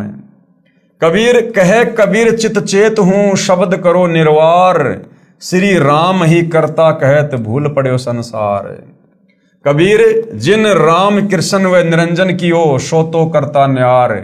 क्या कहते हैं कबीर परमात्मा कि जिस भगवान ने तुम्हारे श्री कृष्ण जी को भी बनाया, और श्री कृष्ण यानी ब्रह्मा विष्णु महेश के पिता, निरंजन यानी इस काल को भी बनाया, कहते हैं वो परमात्मा तो कोई और ही है। अंधा ज्ञान न बूझ ही, मूर्ख आदमी उसके विषय में नहीं पूछेंगे, नहीं जानेंगे, कहे कबीर विचार। कहते हैं इन बातों पर तो कोई अधिकारी भगत, अधिकारी हंस ही चर्चा करेंगे। उसके बाद भाई और बहनों, द्वापर युग में कबीर देव यानी कबीर साहिब का करुणामय नाम से प्राकाटे, यानी द्वापर युग में किस प्रकार से वही कबीर भगवान, वही कबीर परमात्मा, सारी सृष्टि का मालिक, जिसने असंख्य ब्रह्मांडों की रचना की है, द्वापर युग में वही कबीर परमात्मा करुणामय ऋषि के नाम से प्रकट होते हैं और किस प्रकार से अपनी लीला करते हैं, किन किन आत्माओं को अपनी शरण में लेते हैं, और किस प्रकार से इस अध्यात्म को, सृष्टि रचना को, तत्व विज्ञान को हम काल के 21 ब्रह्मांडों में फंसी आत्माओं तक पहुंचाते हैं। इस पर हम विशेष तौर पर भाइयों और बहनों अगले वीडियो में चर्चा करेंगे, क्योंकि ये परमेश्वर की महिमा है, जगत पिता जगदीश्वर की महिमा है, जिनके विषय में आज से पहले हम कुछ भी नहीं जानते थे। तो हम इस अमर कथा को, नारायण कथा को, सत्य कथा को हम धीरे धीरे पढ़ेंगे और आगे बढ़ेंगे और समझते जाएंगे। और जिन जिन भाई बहनों को समझ में आ रही है उनसे प्रार्थना है, भाई ये मानव जन्म बड़ा दुर्लभ है, और जब तक हम तत्वदर्शी संत की शरण में नहीं आ जाते हैं और उनकी मर्यादा में रहकर भक्ति शुरू नहीं करते हैं, तब तक हमें इस मनुष्य जन्म का भी भरोसा नहीं है। ये कब हमारे हाथ से निकल जाए, कब किस घटना में हमारी मृत्यु हो जाए, कब ये अनमोल शरीर हमारे हाथ से छूट जाए और काल हमें तुरंत लक 84 योनि में, नरक में गधा कुत्ता सूअर बनाकर छोड़ देगा। और ये मनुष्य जन्म केवल और केवल अपनी आत्मा के कल्याण के लिए तत्वदर्शी संत की खोज करके, उसकी शरण में आकर सत भक्ति करके मोक्ष करवाने के लिए मिलता है।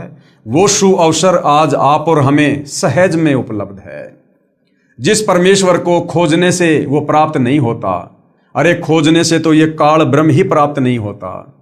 ब्रह्मा ने अपने पिता ब्रह्म का ध्यान लगाया 4 युग, साधु संत महात्मा सतयुग त्रेता द्वापर युग में हजारों वर्ष समाधि लगाकर ओम नाम का जाप करते, तप करते, इस काल ने भी दर्शन नहीं दिए। सोची वो सारी सृष्टि का मालिक, वो काल का भी पिता, जिसने काल को अंडे से उत्पन्न किया, कबीर परमेश्वर, सोचिए वो खोजने से कैसे मिलेगा। वो तो स्वयं ही दया करता है, अनुग्रह करता है, वो स्वयं ही आकर हमें यहाँ दर्शन देता है, मिलता है। तो भाइयों और बहनों, ये मौका अनंत युगों के बाद बड़ी मुश्किल से मिलता है। कबीर परमेश्वर ने आप और हमें दिया है। आज वो आप और हम सब पर दया युक्त हैं। आज हम उनकी दया का फायदा उठा सकते हैं, अपनी आत्मा का कल्याण करवा सकते हैं। लक 84 योनि में तरह तरह के शरीर धारण करके और असहनीय यातना भोगने से बच सकते हैं।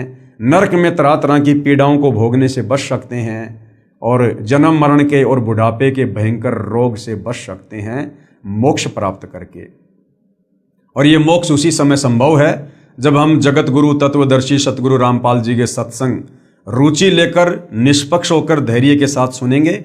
ज्ञान समझ में आने के बाद हम उनसे उपदेश प्राप्त करेंगे और फिर वे जो मर्यादा बताएंगे, जो नियम बताएंगे, उन नियमों में रहकर यदि भक्ति सफल करेंगे तो भाई और बहनों हमारी आत्मा का कल्याण होगा। ये जन्म जन्मांतरों का कष्ट हमारा कटेगा जो हम इस काल के 21 ब्रह्मांड रूपी जेल में काट रहे हैं। तो भाई और बहनों, आज के वीडियो में केवल इतना ही।